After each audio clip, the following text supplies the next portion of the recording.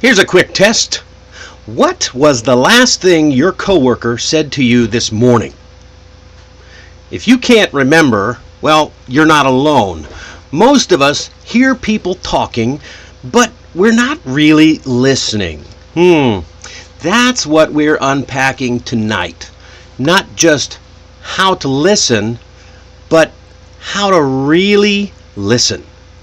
So you can connect, lead, and understand better at work.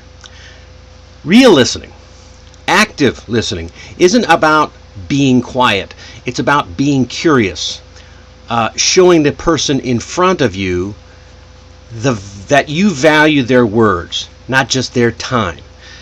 And yeah, it's a little like tying this bow tie. It takes patience, presence, and a bit of finesse if you want to look really good and keep it in place. So, tonight, we're diving into the one skill that can improve every relationship you have, at work and at home. Active listening. And stick around for tonight's Mastery Minute at the end, where I'll share an idiom that will change the way you think about silence in conversations. And if you've got questions about listening at work or just want help to find the right phrase, drop it in the chat and I'll answer a few live at the end of the show. If we get any. We'll see what we get, right? All right. Let me tell you about Rebecca. Rebecca was a team lead at a manufacturing company. Smart, fast, very fast, focused, but she had a big blind spot. She wasn't a great listener. Her team said she always seemed distracted. During one feedback session, someone said, "It feels like you already know what you want to say before we finish speaking." Ouch. So, we decided to make a change. She started practicing one simple technique. She repeated back what people said before responding. At first, it felt a little awkward, but then something shifted. People opened up more. They started trusting her more. One teammate even said, "Wow, thanks for really hearing me." Isn't that nice? And that moment transformed her into a leader, a real leader that people would follow. So why does this even matter so much? Because poor listening leads to misunderstandings, missed opportunities, and weakened trust. In contrast, active listening can boost collaboration, make conflict easier to navigate, and help you stand out as a thoughtful leader. So, what exactly is active listening, and how can you use it to build better relationships at work? Let's break it down. Active listening is more than just hearing. It's actually a set of actions. That's why it's called active listening. And in the workplace, those actions can make or break your ability to lead, collaborate, and earn trust. So whether you're in a one-on-one meeting or a team huddle, these skills show that you're engaged and dependable. So we're going to cover 5 habits you can start using today to become an active listener at work or at home, and etc. So, number 1, give your full attention. Put away the phone. This is a big one. So many people carry those phones these days. Stop typing if you're writing an email or writing a letter or report, and make eye contact. These small things tell people that they matter to you. Let me tell you about my friend Daniel. He's brilliant, no question about it.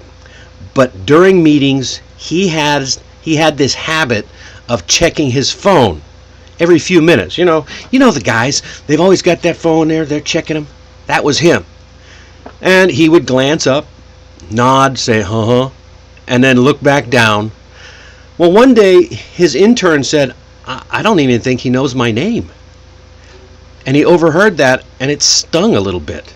So he made one simple change. He left his phone in his bag and started facing people when they spoke. Simple, right? Within a week, things started to shift. His team began volunteering their ideas again. One even said, wow, it feels like you really see us. So try this. When someone speaks, turn your body slightly toward them. Stop typing or writing or doing whatever it is you're doing. Look up and listen. Face to face, full attention. You'll be amazed at how quickly this builds trust and changes the energy in the room. All right. Number 2, use both verbal and non-verbal signals. What does that mean? So you don't have to say much, but you do have to show up. Listening is not about speaking, but small gestures go a long way. What does that mean? Well, small gestures like nodding, leaning in, even raising your eyebrows at the right moment. Combine those with short verbal cues, little tiny phrases like, oh, I see, or, oh, interesting, or go on. Let me give you an example. I once worked with a client named May. She was quiet, but powerful. She had a lot of energy, and even though in meetings she rarely spoke more than was necessary, but when others talked, she gave her full presence. She nodded. She jotted down notes and occasionally said, oh, tell me more about that. You know what happened? People actually gravitated towards her. They said things like, I always feel heard when May is in the room. That's the power of verbal and nonverbal signals. They keep the conversation flowing, and they show that you're not just physically present, but mentally too. You want to make sure that you're showing up, making sure that people see you. All right, the number 3 on the list is paraphrase and summarize. One of the most powerful listening tools. Say it back in your own words. I once coached a client named Thomas, and he was in charge of onboarding new hires. But he kept getting feedback that people felt lost. So I asked him. I asked what it was he said when someone explained a concern or asked a question. And he just shrugged and said, I just said okay and move on. Well, you can see why that's not really helpful, right? So we changed that. The next time a new hire said something like, I'm not sure where to find the reports, Thomas replied, so you're saying that the file system feels confusing right now, especially since you're new. Did I get that right? Oh, the new hire lit up. He said, yes, exactly. So paraphrasing does 2 things. 1, it confirms that you understand. So you listen, and it shows that you're actively working to understand. Okay? You're not just pretending to listen. You listen, you say it back, and then confirm your understanding. Even a short summary like, okay, so your main concern is timing, right? See how short that is? It can make a huge difference because it tells the other person, I hear you and I care about getting it right. It lets them know, hey, that guy cares. He wants to do the right thing. All right, another thing that goes along with this is asking clarifying questions. You know the moment when someone's talking and halfway through you realize you're not actually sure what they mean? I mean, it happens to everybody. It happens to me. This is where clarifying questions come in. I had a coaching session once with a project manager named Chloe. She was frustrated because her team never listened. But when we reviewed her meetings, I noticed something. Chloe never asked clarifying questions. If something was vague, she just guessed the meaning, and often guessed wrong. So we practiced with simple questions like this. Can you explain that more? Or, what did you mean by that exactly? Or, what would success look like for you? Wow. So at our next team meeting, see how simple those questions are? They're so simple. But you're getting more information. The next time she went to a team meeting, things started to change. So instead of steamrolling through the agenda, Chloe slowed down and got curious. And her team responded with more details and fewer misunderstandings. So I want to stress this. Clarifying questions, they don't make you look confused or stupid or anything like that. They make you look curious and invested, like you really care. You want to do the right thing. They signal that you're listening closely and you want to get things right, not just get things done. All right, my final point is don't jump to solutions. Sometimes we say don't jump to conclusions.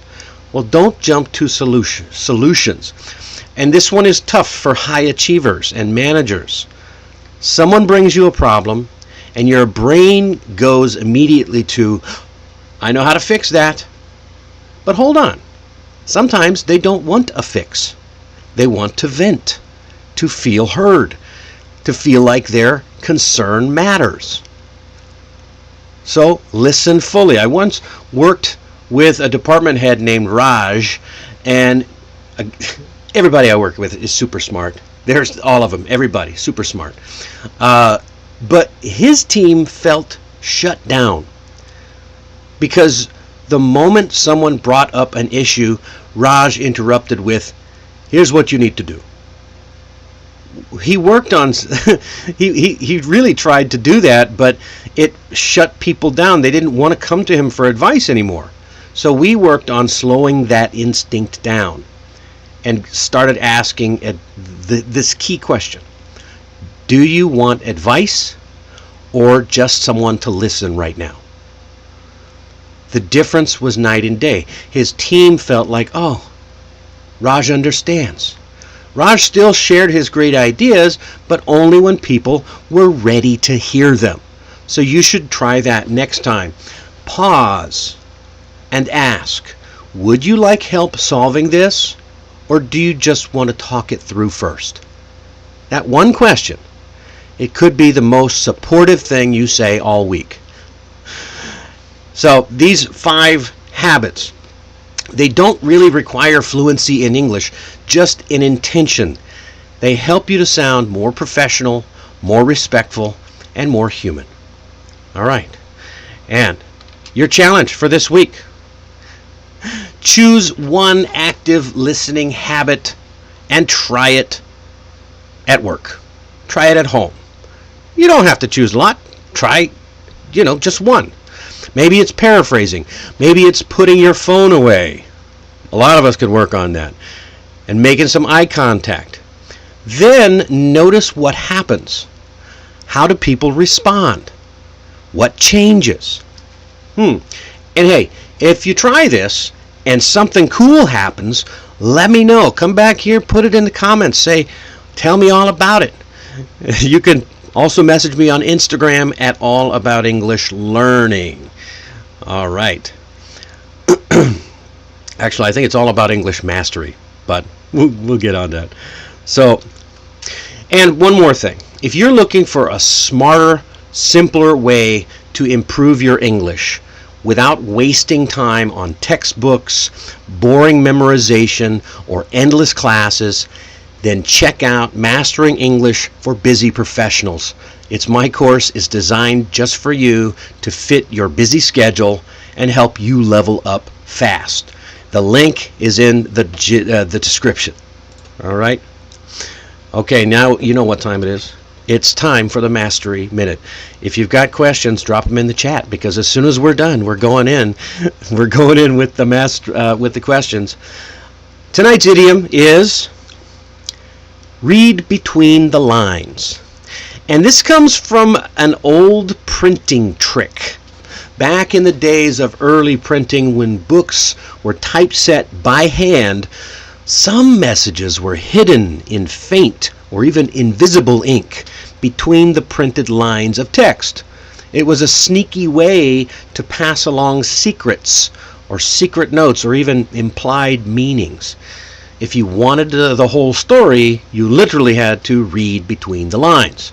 Today, it means picking up on what someone really means. Not just the words they say, but what they aren't saying. It's about tuning in to the tone and the body language and the timing. So let's say your teammate says, "Yeah, I guess the report was okay if you like last-minute edits and missed deadlines." So they never said, "I'm frustrated," not directly anyway, but you can feel it. That is called reading between the lines. And this is exactly what active listeners do. They don't just hear, they interpret. So next time you're in a conversation, ask yourself, what's being said and what's not being said? Read between the lines. It's a small little skill, but it's got a big impact. And that is a wrap for episode 41. We talked about 5 powerful habits to become a better listener, because being heard starts with hearing others first. Next time, we are shining a spotlight on the quiet ones. So if you're shy or introverted, speaking up in English can feel like climbing a mountain in flip-flops.